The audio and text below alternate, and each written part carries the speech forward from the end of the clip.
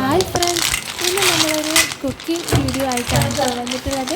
നമ്മൾ എരുന്ത് കറിയാണ് ഇന്ന് തയ്യാറാക്കാൻ പോകുന്നത്.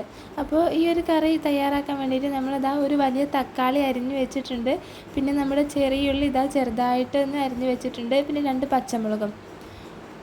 ഈ ഒരു പച്ചമുളക് നമ്മുടെ വീട്ടിൽ തന്നെ ഉണ്ടായതാണ് കേട്ടോ, അതുകൊണ്ടാണ് ഇത്ര ചെറുതായിട്ടുള്ളത്.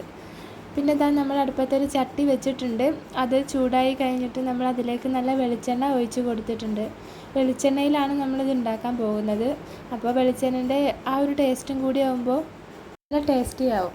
ഇനി നമ്മൾ ആ വെളിച്ചെണ്ണയിലേക്ക് നമ്മൾ അരിഞ്ഞ് വെച്ചിട്ടുള്ള ആ ഒരു ചെറിയ ഉള്ളി ഇട്ട് കൊടുക്കുന്നുണ്ട് കേട്ടോ.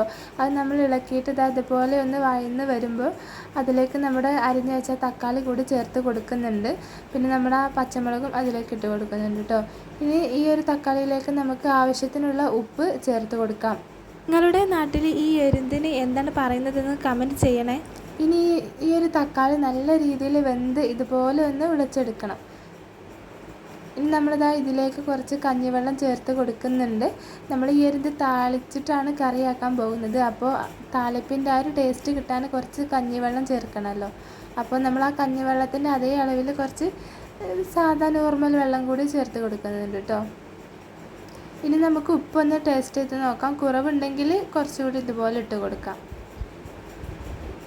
ഇനി നമ്മുടെ ഈ ഒരു കറി നല്ല രീതിയിലൊന്ന് തിളച്ച് വരണം. അപ്പോൾ നമുക്ക് അതുവരെ വെയിറ്റ് ചെയ്യാം. ഈ ഒരു എരുന്ത് നമുക്ക് നല്ല ഭംഗിയുണ്ട് കേട്ടോ കാണാൻ. ഓരോന്നും ഓരോ ഡിസൈനിലാണ് ഉള്ളത്. നല്ല ഭംഗിയുണ്ട് കേട്ടോ കാണാൻ. എനിക്കാണെങ്കിൽ ഇത് താളിച്ചിട്ടുള്ള കറിയാണ് ഏറ്റവും ഇഷ്ടം. നമ്മൾ തേങ്ങയൊക്കെ അരച്ച് വെക്കുമ്പോൾ അത് എനിക്ക് അത്ര ഇഷ്ടമല്ല കേട്ടോ. അപ്പോൾ എപ്പോഴും എന്ത് കിട്ടിയാലും ഞാൻ ഇതുപോലെ താളിച്ചിട്ടാണ് കഴിക്കാറുള്ളത്.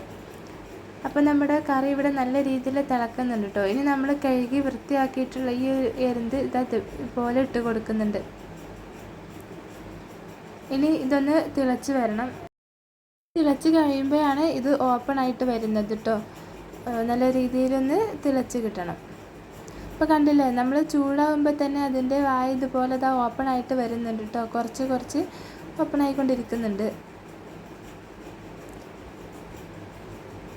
ഇനി നമുക്ക് കുറച്ച് സമയം ഒന്ന് അടച്ച് വെച്ചിട്ട് വേവിക്കാം. ഇനി ഇതാ ഇപ്പോൾ ഓരോന്നായിട്ട് ഇതുപോലെ ഓപ്പൺ ആയിട്ട് വരുന്നുണ്ട് കേട്ടോ. നല്ലൊരു സ്മെല്ല് വരുന്നുണ്ട് കേട്ടോ ഇതിന്. അപ്പോൾ കണ്ടില്ലേ, എല്ലാം ഇതുപോലെ ഓപ്പൺ ആയിട്ടുണ്ട്. ഇനി ഇത് നന്നായിട്ടൊന്ന് വേവിച്ചെടുക്കാം. ഇതിൻ്റെ ചാറാണെങ്കിൽ കൂടി നല്ല ടേസ്റ്റാണ് കേട്ടോ. ചോറിൻ്റെ കൂടെയൊക്കെ കഴിക്കാൻ വേണ്ടിയിട്ട് നമ്മൾ ആ കഞ്ഞിവെള്ളത്തിൻ്റെയും ഈ ഒരു എരുന്തിൻ്റെയൊക്കെ ഒരു ടേസ്റ്റ് വന്നിട്ട് നല്ല ടേസ്റ്റാണ് കേട്ടോ. അപ്പോൾ എല്ലാവരും എരുന്തൊക്കെ കിട്ടിയാൽ ഇങ്ങനെ ട്രൈ ചെയ്ത് നോക്കണം. അപ്പോൾ കണ്ടില്ലേ, നമ്മുടെ കറി ഇവിടെ റെഡി ആയിട്ടുണ്ട് കേട്ടോ. ഇനി നമുക്കിത് ചോറിൻ്റെ കൂടെയൊക്കെ ഇതുപോലെ കഴിക്കാൻ നല്ല ടേസ്റ്റി ആയിട്ടുള്ളൊരു ഐറ്റമാണ് ഇത്. ഇതുപോലെയാണ് ഇതിൻ്റെ ഉള്ളിലുള്ള നമ്മൾ എടുക്കുന്നത് കേട്ടോ. നന്നായിട്ട് വെന്ത് കഴിഞ്ഞാൽ നമുക്കിതുപോലെ പെട്ടെന്ന് തന്നെ കൈകൊണ്ട് എടുക്കാൻ പറ്റും.